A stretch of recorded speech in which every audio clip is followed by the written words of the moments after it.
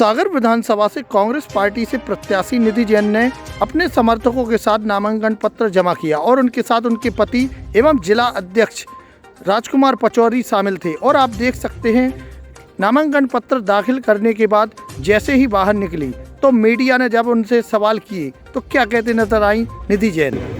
आज नामांकन हम लोगों ने दाखिल किया और पहले से ही उत्साह के साथ हम लोग जनसंपर्क कर रहे हैं और अभी भी हम लोग कटरा वार्ड छोड़कर यहाँ आए थे नामांकन अपना दाखिल करने और बहुत जनसमूह वहाँ भी रुका हुआ है और हमें बस बहुत सफलता मिलने की उम्मीद है। आम आदमी पार्टी मोर्चा आ गया आपके सामने और तीनों एक ही समाज से भी बिलोंग करते हैं, तो कैसा लग रहा है कि समाज की वोटर और दूसरे समाज की वोटर को क्या मैसेज?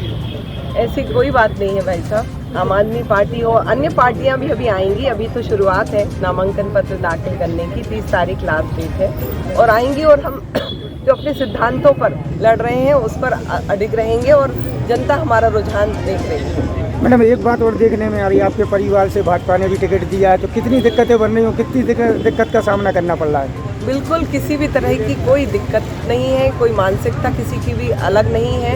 सब अपने अपने तरह से प्रचार में लगे हुए हैं और हम अपनी जनता को विश्वास देते हैं कि हर तरह से प्रतिज्ञा कर रहे हैं हम लोग कि जिस तरह हमारा जो महापौर का चुनाव हमारी भोली भाली जनता से छीना गया, उस पर हम विधायक के रूप में मैं यहाँ जनता की सेवा करने ही आई हूँ और प्रतिज्ञा करती हूँ कि वो अडिग रहूँगी अपने कार्यों पर। महापौर चुनाव में जिस तरीके से आपकी हार हुई, उसके बाद कहीं आपको लगता है कि जनता के मन में सिंपैथी है, वो कुछ बोलती है आपसे? वार्ड वार्ड जाके गली गली जाके मैं देख रही हूँ, सब यही बोल रहे हैं भाई साहब कि देखो हमने वो दिन खाना नहीं खाओ तो 2 दिन तक हम बाहर नहीं निकले थे। मतलब लोगों के मन में एक अजीब सी है कि किस तरह से छीन लिया गया। सभी ऑटो वाले हैं या कोई भी भैया लोग, हर तरह से छोटा कार्यकर्ता हमारा है और हमारी पूरी पार्टी का संगठन इतना अच्छा है। सब लोग एक अजीब सी उसमें रह गए थे कि भाई ये क्या भारतीय जनता पार्टी ने 2 दिन में जो लूट मार की है, सेंध लगा ली और फर्जी वोटिंग के आधार पर, और इस तरह का जो हुआ, आप लोग स्वयं पत्रकार हैं, आप लोग खुद उस दिन कवरेज कर रहे थे, आप समझ रहे हैं इस बात को।